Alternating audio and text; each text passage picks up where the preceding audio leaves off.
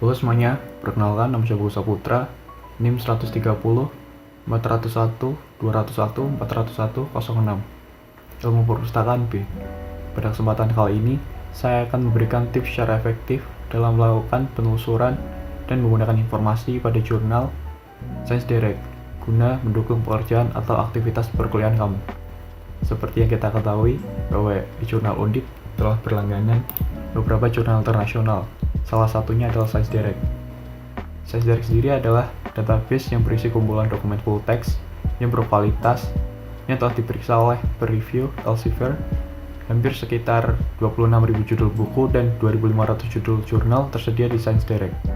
Science Direct juga menyediakan fungsi pencarian dokumen yang canggih pada bagian search dan retrieval tools, seperti informasi yang terintegrasi dengan sumber-sumber eksternal dalam bentuk audio, video, dan seperangkat data. Oleh karena itu, pada video kali ini, saya akan memberikan tutorial dalam melakukan identifikasi informasi pada jurnal tersebut. Sebelumnya, kenapa sih kita harus melakukan identifikasi kebutuhan informasi? Nah, apa sih kegunaannya?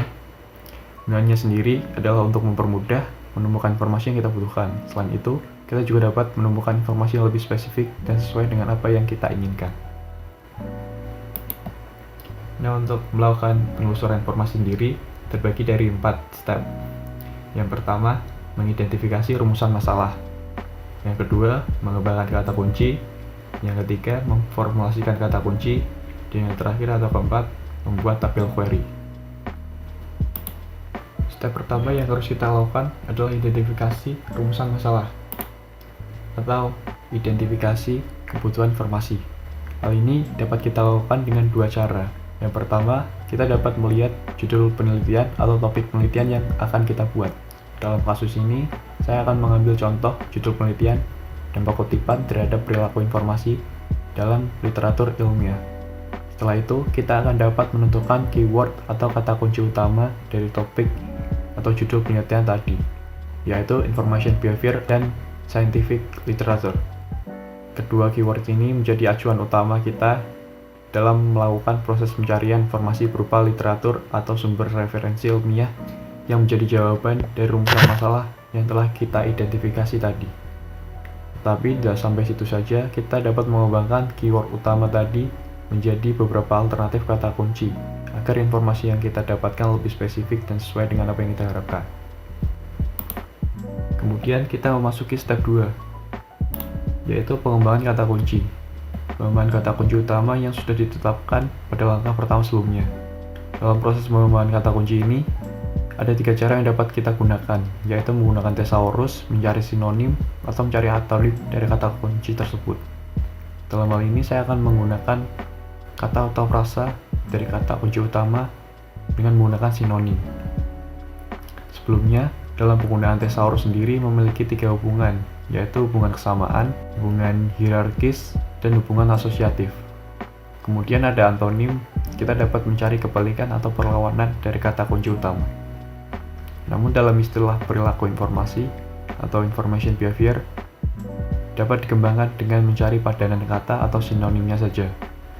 Hubungan kesamaan atau sinonim dari query utama yaitu perilaku informasi atau information behavior dan literatur ilmiah atau scholarly literature dapat berupa yang pertama, behavior atau act atau operation atau habit.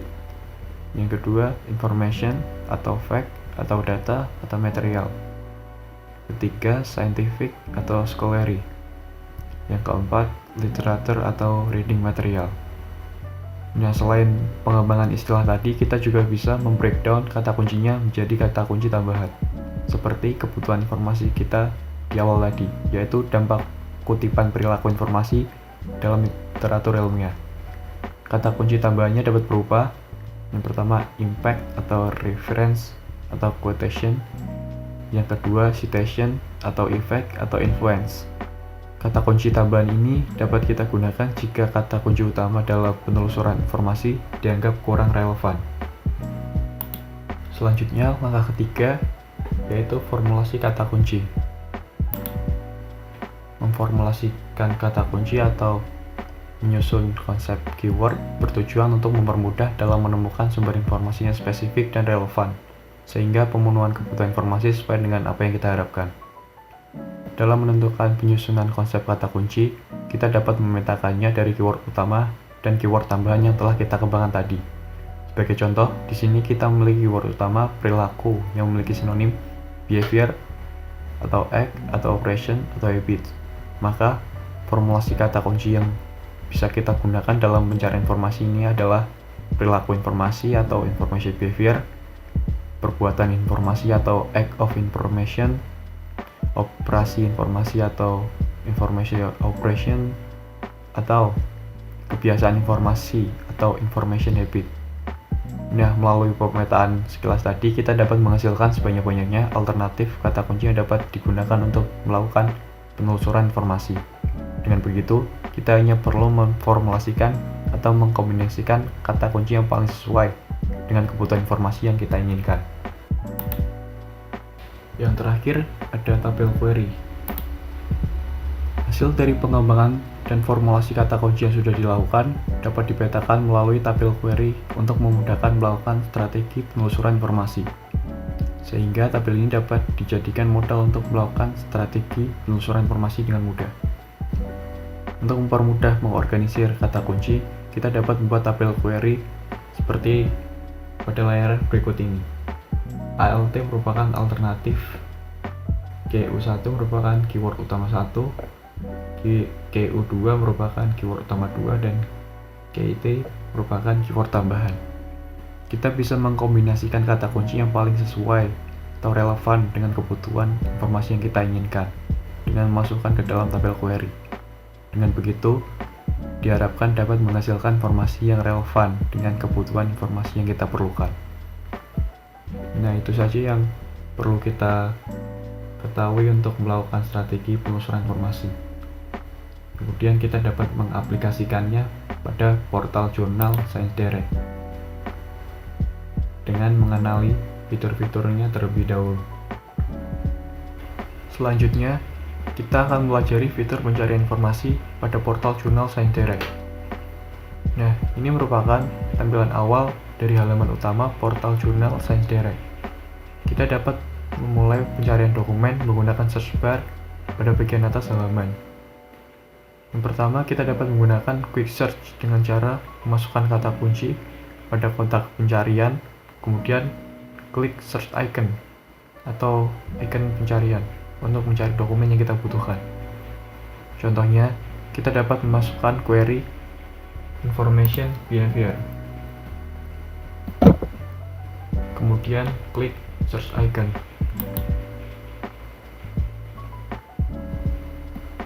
Dan tampilan akan menunjukkan hasil pencarian dari penelusuran query information behavior. Hasil penelusuran dari query information behavior di sini tertulis mendapatkan total 1 juta lebih result, yang mana ini merupakan angka yang sangat banyak. Lalu yang kedua, kita dapat menggunakan fasilitas Advanced Search pada ScienceDirect yang kegunaannya sendiri yaitu untuk melakukan pencarian informasi dengan lebih spesifik. Hal ini dapat dilakukan dengan memasukkan judul artikel, judul jurnal, abstrak, author, tahun terbit, dan lain-lain yang terkait, seperti memasukkan keyword information behavior. Lalu, agar lebih spesifik, kita dapat menuliskan nama jurnal atau books yang terkait, seperti contoh di bawah ini. Saya akan menuliskan Library Science. Dan di sini ada beberapa pilihan opsi. Kita pilih Library and Information Science Research. Kemudian klik search. Nah, result yang didapatkan dari Advanced Search tadi menjadi 761 result, yang mana informasi yang kita dapatkan lebih sedikit daripada kita menggunakan quick search sebelumnya. Nah, dari hasil pencarian tersebut, kita sebagai pengguna dapat memilih dokumen yang sesuai atau tepat dengan informasi yang kita butuhkan.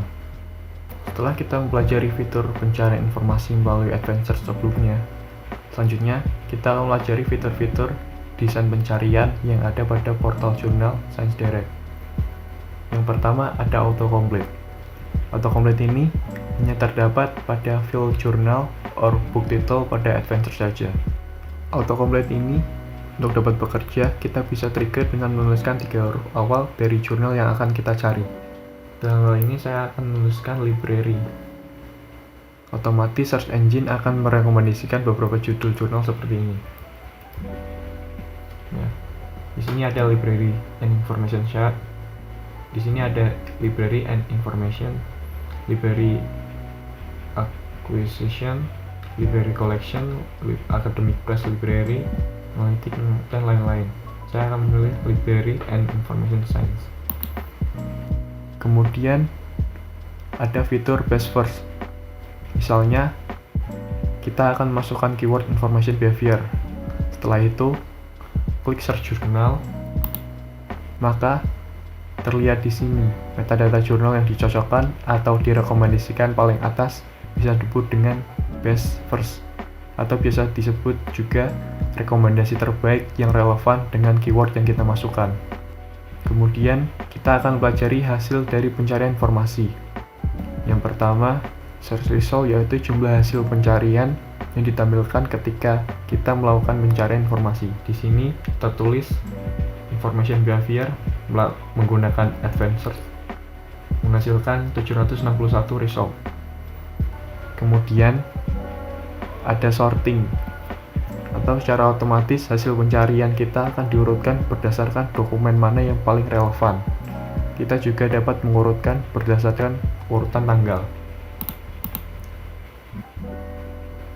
Bergeser ke kiri laman, terdapat tulisan refine by years, article type, dan seterusnya.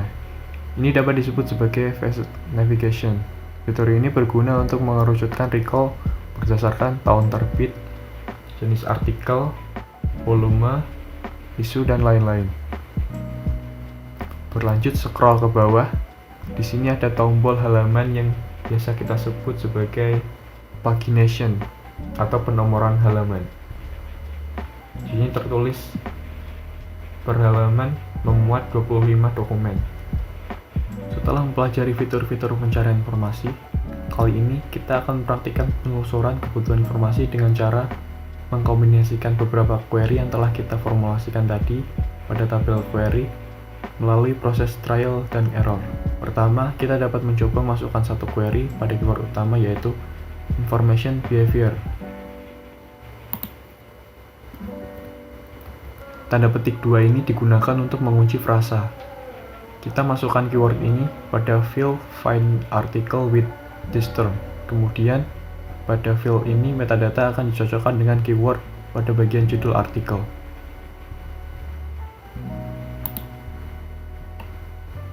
Seperti yang kalian lihat, di sini terdapat 2827 result. Yang mana recall yang dihasilkan masih terlalu banyak. Artinya kita harus menambahkan beberapa query lagi. Percobaan kedua, kita coba menambahkan query scientific literature pada field title abstract keyword. Pada field ini, metadata akan dicocokkan dengan keyword pada bagian judul artikel, abstrak, dan kata kunci. Nah, hasil recall sudah semakin. Di sini terdapat 2 result, yang mana hasil recall sudah semakin sedikit dan semakin sempit. Tetapi kita harus pastikan terlebih dahulu apakah jurnal yang dicocokkan pada metadata ini sudah tepat atau belum dengan kebutuhan informasi yang kita butuhkan.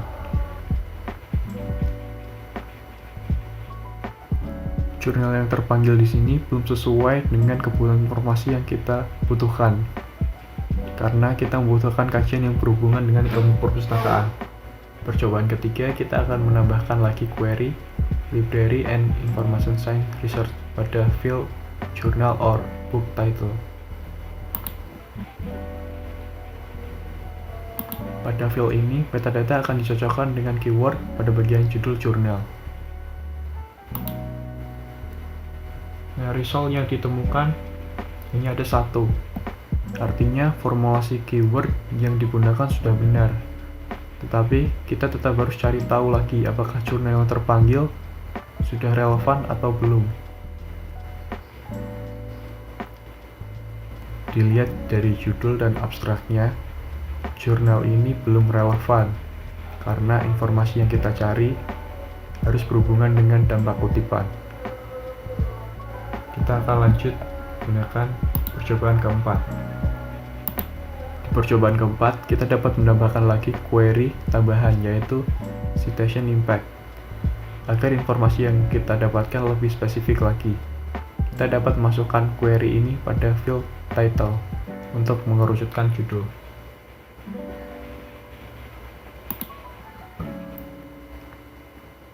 Kita klik search. Di sini kita tidak menemukan result atau dokumen yang ada. Tapi jangan khawatir. Kita telisik lagi. Kita sudah mengembangkan kata kunci menjadi 2 query alternatif. Nah, sekarang kita akan mencoba mengkombinasikannya agar dapat menghasilkan result yang jauh lebih baik. Kita akan mengganti kata scientific dengan scholarly dan dikombinasikan dengan kata literatur, maka query akan menjadi scholarly literatur.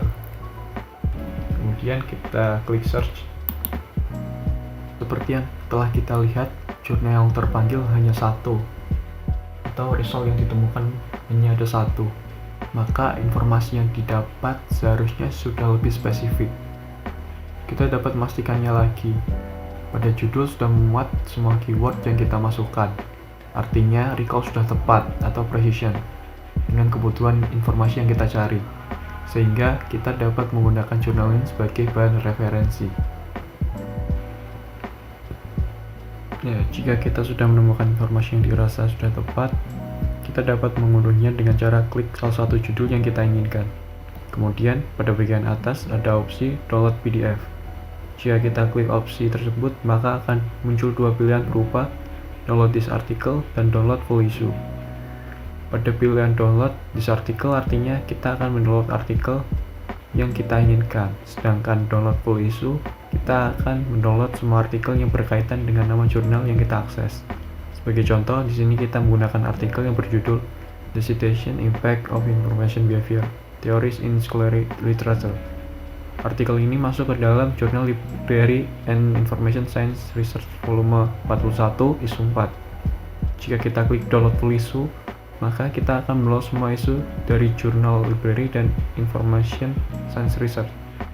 Atau juga kita dapat klik opsi share yang akan membagikan artikel tersebut melalui email, Facebook, Twitter, dan Reddit. Setelah itu kita dapat klik opsi cite untuk mengetahui citasi yang akan kita cantumkan dalam daftar pustaka. Dalam opsi cite ini kita dapat memilih 4 opsi, yaitu save to reworks, export citation to RIS, export citation to, dan export citation to text. Di sini kita dibebaskan untuk memilih opsi apa yang sesuai dengan kebutuhan informasi kita. Jika sudah memilih dan akan menggunakan informasi tersebut, dengan begitu, tutorial penelusuran informasi yang kita lakukan pada portal Jurnal Science Direct sudah selesai. Kesimpulan, berdasarkan kegiatan penelusuran informasi yang telah kita lakukan tadi, dapat disimpulkan bahwa portal Jurnal Science Direct sudah dapat mendukung pencarian informasi atau referensi yang dibutuhkan untuk kajian pada bidang ilmu perpustakaan. Namun, portal Jurnal Science Direct memiliki kekurangan, yaitu tidak menyediakan desain pencarian federated search, sehingga recall yang dihasilkan akan sangat banyak. Untuk itu, kita dapat mengakalinya dengan cara mempersempit lagi recall tersebut dengan memasukkan query Library and Information Science Research. Otomatis recall yang dihasilkan hanya akan berisi jurnal tentang ilmu perpustakaan. Oke semuanya, dalam video tadi kita telah pelajari salah satu portal jurnal yang dilangganan Undip, yaitu Science Direct. Kita juga telah belajar bagaimana memformulasikan kata kunci sebagai bekal utama dalam melakukan pencarian jurnal. Juga kita mempelajari fasilitas desain pencarian apa yang terdapat pada jurnal Science Direct. Dan kita juga telah mempraktikkan cara melakukan penelusuran informasi pada portal jurnal Science Direct dengan mengimplementasikan keyword dan query yang telah dipetakan. Oke, Itu saja yang dapat saya sampaikan mengenai portal Jurnal Sains Direct dan strategi dalam melakukan penelusuran informasi. Semoga video ini bermanfaat untuk kalian semua. Terima kasih telah menonton. Dah.